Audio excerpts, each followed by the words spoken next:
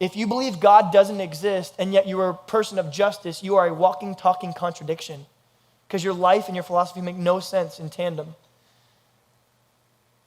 If there is a God, then everything can make sense. Then the way that I treat girls does matter. Then them having intrinsic worth is different. Then me making sure that I'm respected in a certain way and I'm not just giving of myself to everything. That makes a difference too. Hello everyone, I'm Shane Isgrig, aka Shane the Skeptic, and I'd like to welcome you to the beginning of my Counter Apologetics series. Today I'll be reviewing a speech by a Christian apologist named Chris Hilkin called Proof of God, and as you can already see, it's going to give me plenty to talk about. So let's jump right in. Look, here's the truth of it. If God doesn't exist, what I do to another bit of stardust makes no difference in the world. Like, if all we are cosmic accidents, then you're nothing but a big old bag of protoplasm walking around, and the dysfunctions and the misfirings of this broken, cold universe accidentally made you. You are worth nothing. You aren't yourself.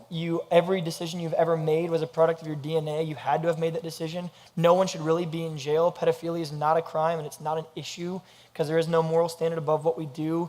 So, Chris doesn't like the idea that his existence is the result of a naturalistic process. He goes on to assert that if God doesn't exist, then you're worth nothing, and there's no moral standard to hold anyone accountable to or any reason to put anyone in jail. The fallacy we see here is the appeal to emotion. Appeal to emotion is a logical fallacy characterized by the manipulation of one's emotions in order to make an argument, especially in the absence of factual evidence.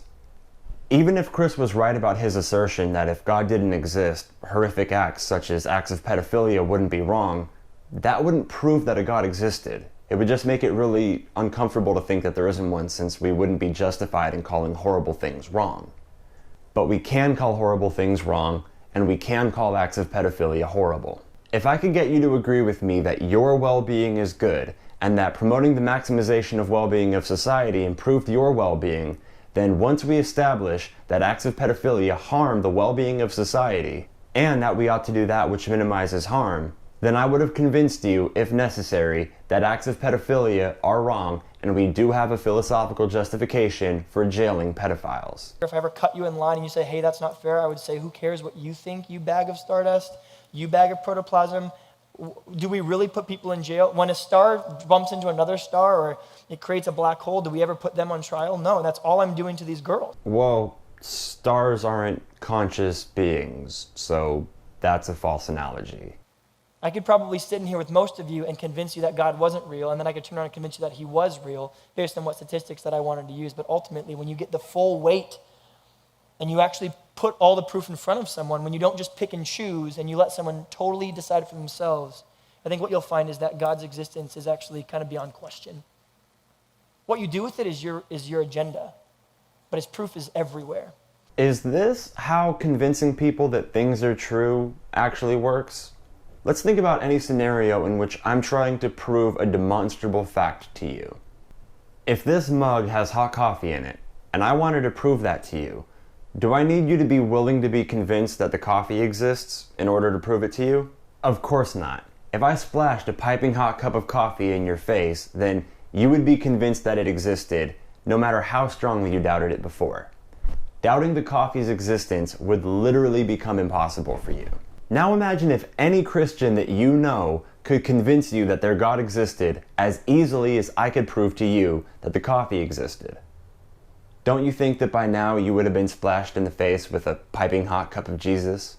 To atheists, Christians come off more like people pretending to splash us with empty mugs and then telling us that we're soaking wet, but we just won't admit it because we don't want it to be true.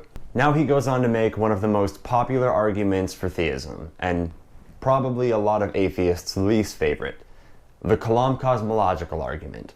The leading theory, if you go back to the beginning of the universe, is that before there was a space-time continuum, which we exist in right now, the idea is there was this thing called the singularity. There was this dot.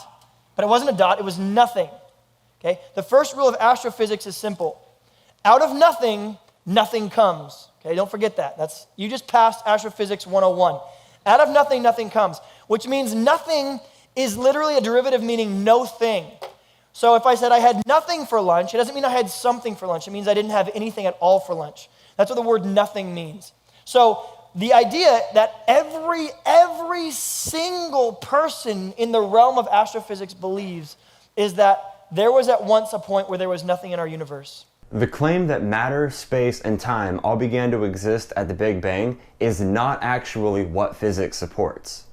As put by cosmologist Sean Carroll, the correct thing to say about the Big Bang is not that there was no time before it, but rather that our current understanding of the laws of physics gives out at that time. Yes. Number one,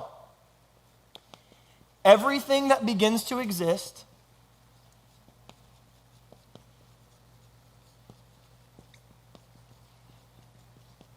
has a cause. Two, the universe began to exist. What's my conclusion? Anyone tell me? Good job. Therefore, the universe has a cause. The Kalam Cosmological Argument originates from Islamic scholars writing around the turn of the first millennium. It has, however, been adopted by many modern Christian apologists, and the reason for that is probably because of the works of William Lane Craig. There are other types of cosmological arguments that have been present in Western philosophy since the work of Thomas Aquinas. If everything that begins to exist has a cause, what we have to do is we have to prove that the universe began to exist. And if causality always means a personal agent, then if I can prove to you that the universe began to exist, I can actually take a no-nonsense leap from causality to a personal agent. This assertion is demonstrably false. Consciousness is not always needed in order for something to happen. Think about it. Does water decide to evaporate? Does water vapor decide to become heavy enough to fall under gravity? So here we have an example of something happening which is completely independent of any consciousness whatsoever. So, sorry Chris, but no.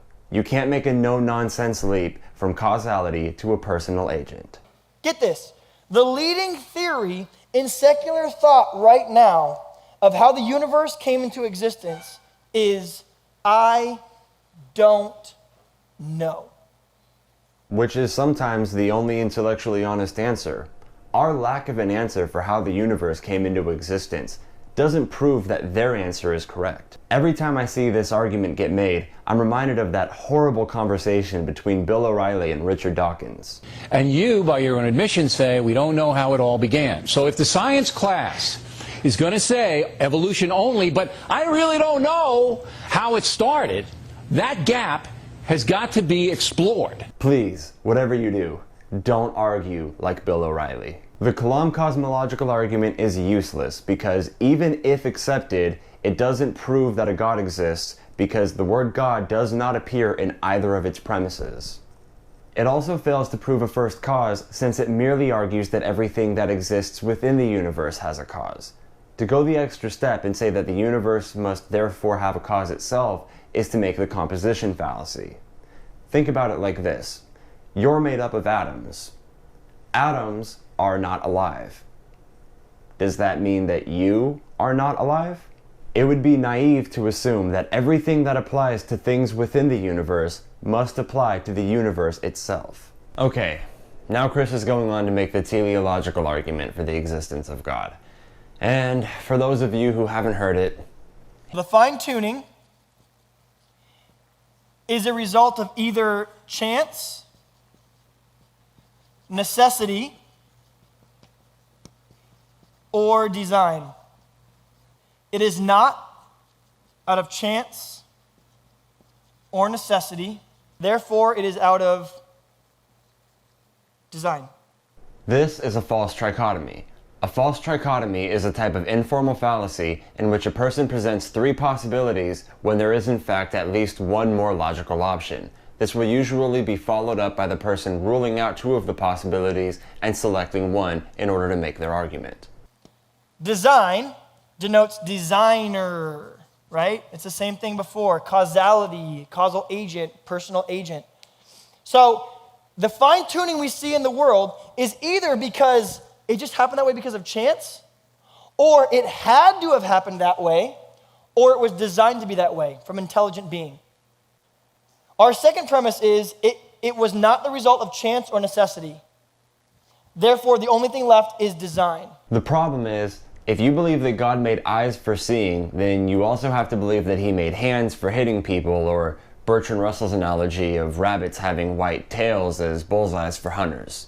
The point is, to say that God designed the things that you want him to have designed, but then not design the things that you don't want him to have designed is logically inconsistent. So if I can cancel out A and B, and C is the only one that remains, and C forces us to come to a God conclusion, then all I got to do is prove to you that the fine-tuning of our universe is not due to chance or necessity. Another problem with the argument is that it insists that it's the only possible explanation for the complexity of our bodies, when there is in fact another explanation: natural selection and random mutation. Another objection to this argument is attributed to 18th century Scottish philosopher David Hume. Hume argued that if you're to take this argument seriously, then you'd have to accept that the creator that this argument posits tends to make a lot of mistakes. And not just the little things like blind spots, appendixes, or tissues like the ones in the breast, prostate, or colon that are so prone to cancer, but also bigger ones like earthquakes and hurricanes. Basically, Hume's point was that a flawed world implies a flawed creator. The teleological argument claims that God made something from nothing, which is a pretty big failure when you consider that something coming from nothing is exactly what it sets out to argue against. The teleological argument is also referred to as the watchmaker argument, in order to make an analogy about how the teleology of a watch proves a designer. The argument is also sometimes made by a person asking you, if you came across a painting, would you assume that it had a painter, or that the painting just came out of nowhere? Watches, paintings, and buildings are all rearrangements of matter that already existed. Think about it. Can a watchmaker make a watch out of nothing? Can a painter make a painting out of nothing? Can a builder make a building out of nothing? No. So even if this argument worked, it would only support the idea that something rearranged matter in the universe that actually already existed. It also wouldn't support any specific monotheistic God, just a designer.